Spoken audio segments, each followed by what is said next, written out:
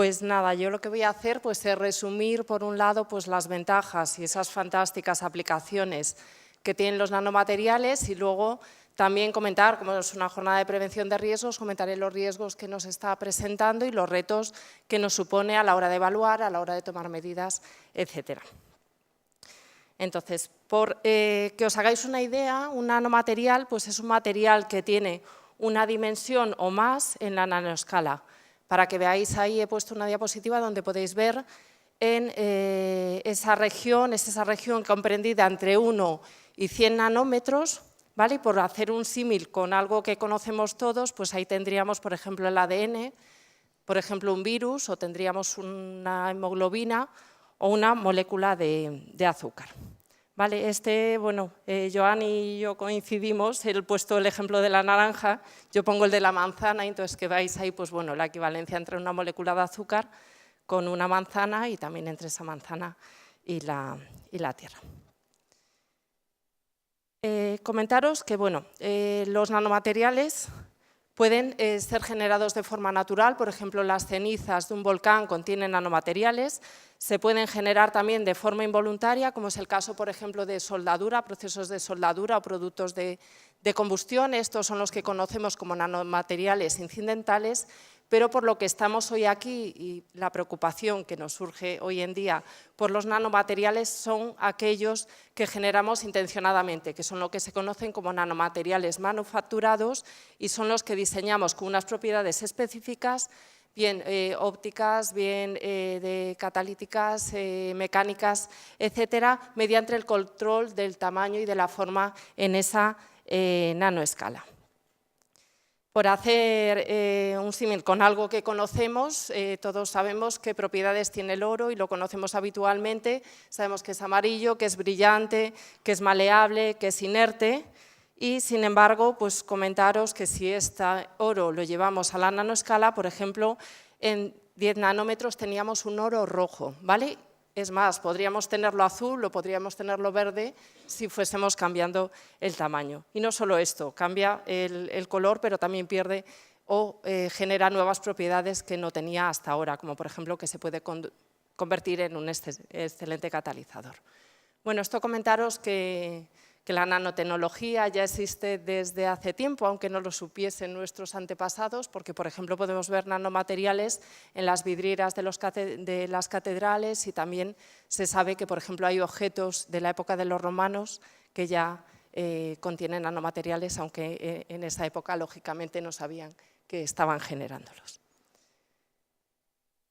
Bueno, comentar un poquito las aplicaciones. Bueno, se utilizan pues, nanomateriales a base de carbono, nanomateriales metálicos, también óxidos metálicos. Tenemos diversos tipos y están encontrando aplicaciones, como podéis ver ahí, en ámbitos muy diferentes, ¿vale? Por poner algunos ejemplos, por ejemplo, en la industria aeroespacial o en automoción, pues se están generando, por ejemplo, plásticos conductores que nos permiten disminuir el peso y con lo cual pues, permitiría pues, ahorrar, por ejemplo, combustible y que diseñar pues, vehículos, por ejemplo, que fuesen más ligeros.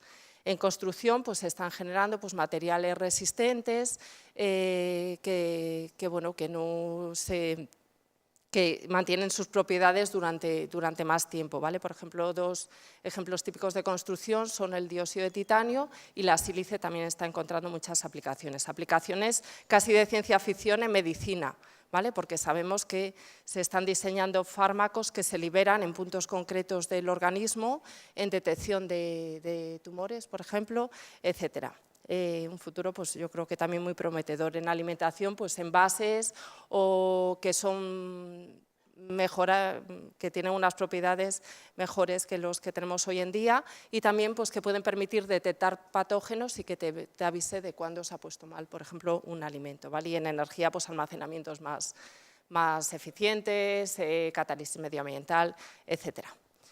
Bueno, pues comentaros, bueno, si queréis saber un poco más de riesgos por sectores, existen dos publicaciones, una de construcción y otra de automoción.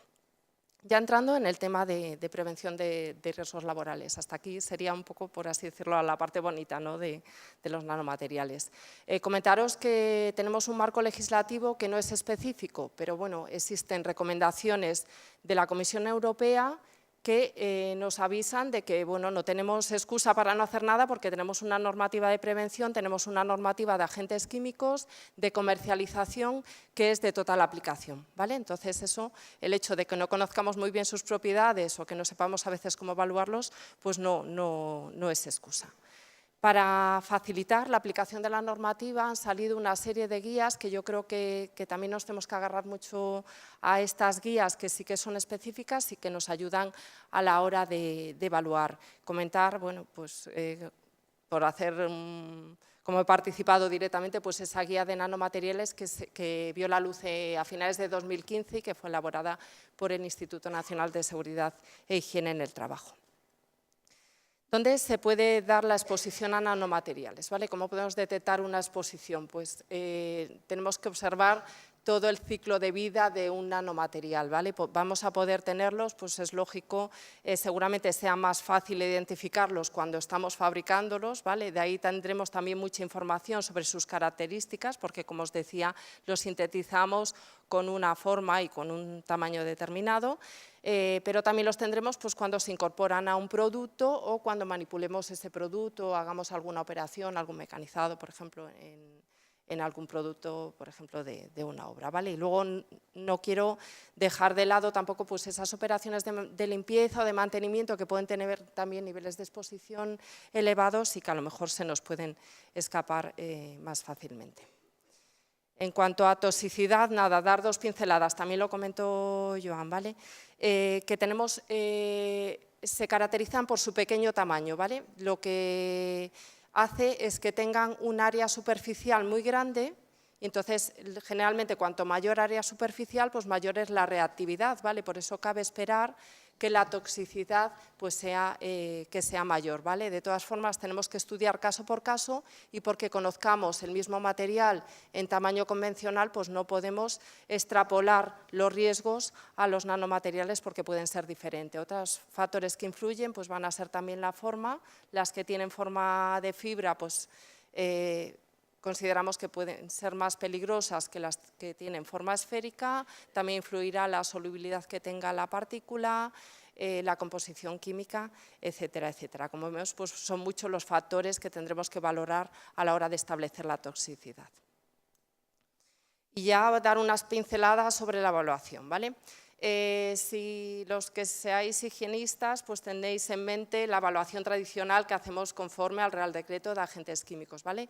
Realizamos una medición en la zona de respiración del trabajador y la comparamos con un valor límite.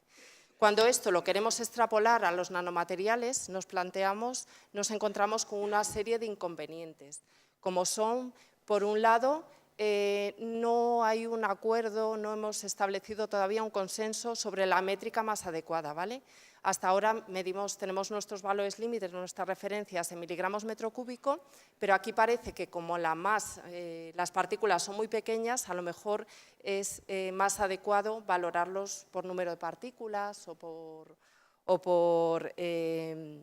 área superficial, ¿vale? Porque hemos visto que también es un parámetro que puede influir. Luego comentar que los equipos a día de hoy también pues son equipos, en algunos casos son voluminosos, no existe a lo mejor un único equipo que nos permita hacer todas las mediciones que queramos realizar, entonces muchas veces pues no vamos a poder optar a medir en esa zona de respiración que es tan valorada. Y luego también, como ya comentaba al principio de la presentación, pues vamos a tener esas partículas de fondo de procesos naturales o que se generan voluntariamente que tendremos también que discriminarlas a nuestra medición. He presentado aquí pues, bueno, algunos de los equipos que se utilizan habitualmente para nanomateriales y que sepáis que no tenemos valores límite basados en salud, aunque sí que tenemos algunas referencias de algunos organismos de reconocidos prestigio, ¿vale? De todas formas, bueno, aunque no podamos hacer una evaluación como a nosotros nos gustaría, sí que es útil esta medición para localizar fuentes, controlar medidas realizar mediciones en las comprobaciones de las medidas de control, ¿vale? Y ver también, pues tener un histórico de cómo es la evolución a lo largo del tiempo, por ejemplo. Comentar, nada, que también existen métodos de evaluación cualitativa para los nanomateriales. Presento aquí, pues bueno, dos publicaciones por si tenéis interés en este tema.